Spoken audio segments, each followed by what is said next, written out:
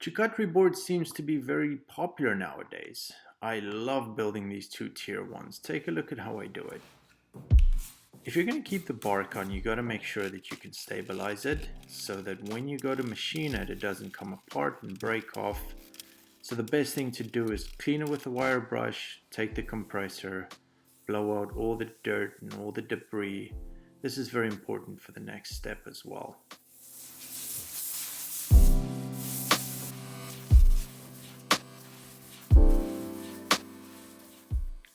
Now this is the key part if you're going to stabilize and keep the bark. I use the West Systems 2-part epoxy here, and you can use the special clear or you can use the fast setting one. On this particular one I used the special clear with just a slight bit of tint in it as well. And you got to really take your time here, make sure you work it into all the grooves. What you don't want is thick blobs of epoxy everywhere because it kind of ends up looking a little tacky and really cheap looking. What you don't want is to have a piece of wood that looks like it's encapsulated or dipped in epoxy, which I see a lot online, and it just, in my opinion, looks a little tacky. I don't like that. So to keep the most natural appearance, I'll take my time, work it in back and forth with a bigger brush, and then I'll take a little brush, get it into all the little tiny grooves. As you can see here, you gotta really give this some special attention because it's really what makes the project to look good here.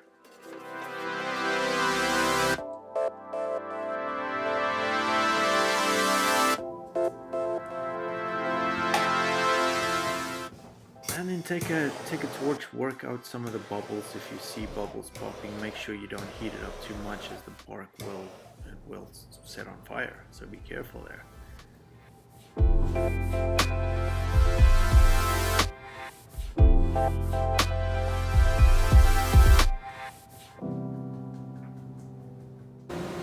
Once it's set and dry, you can take it through the jointer, flatten it out. Bark is nice and steady now, so you don't have to worry about it jumping off or coming apart.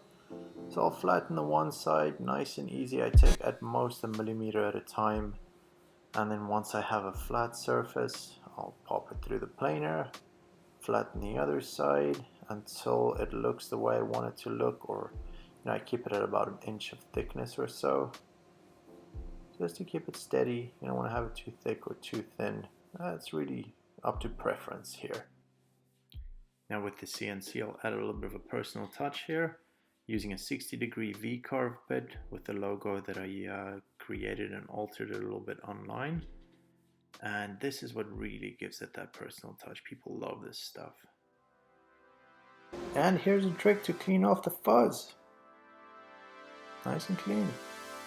A little bit of epoxy, let it set, pigment if you want, and once it's dry, pop it through the sander. But that's not enough. Of course you're gonna do some hand sanding. I can't wait until my boy is old enough to learn how a sander works. Although everybody hates sanding, it's definitely one of the most important parts. Even though I have the drum sander, it does leave strokes, and the best way to take that off is with the random orbital sander. I'll put it through, work from 120 all the way up to 220, and depending how much epoxy, sometimes I'll go up to 600. Ah, photobomb, there he is.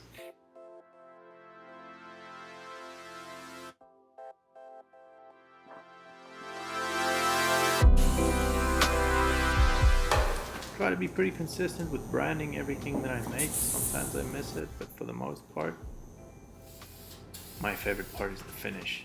Now to break the sheen of the epoxy, I use the satin finish on this. It is polyurethane, and yes, you can use polyurethane on food grade items. It just has to cure fully.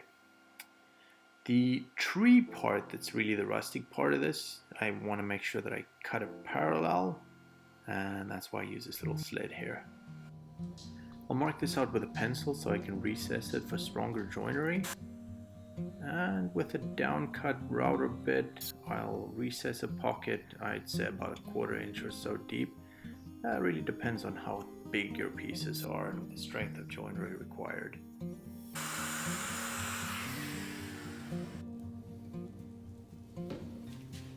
some 5-minute epoxy, 2-part, mix it up, put it into the recessed pockets, and that's really what holds the joinery together. And yes, it's plenty strong.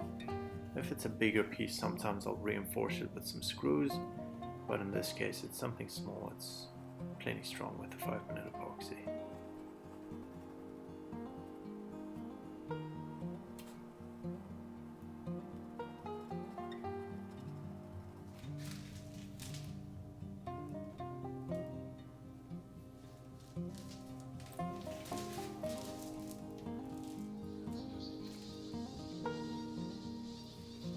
Once that's set, do the same thing on the other side depending on how you want to place this piece. Mark it out, route it out, just the same process again.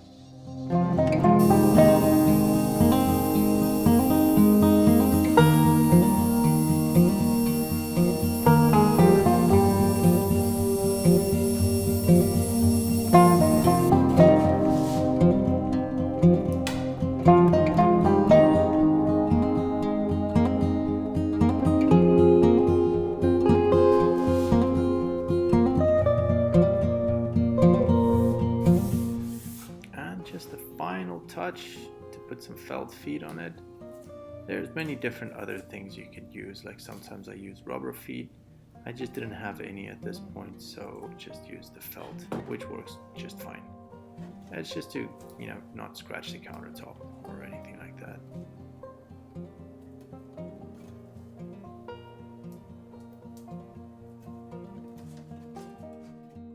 And there you have it.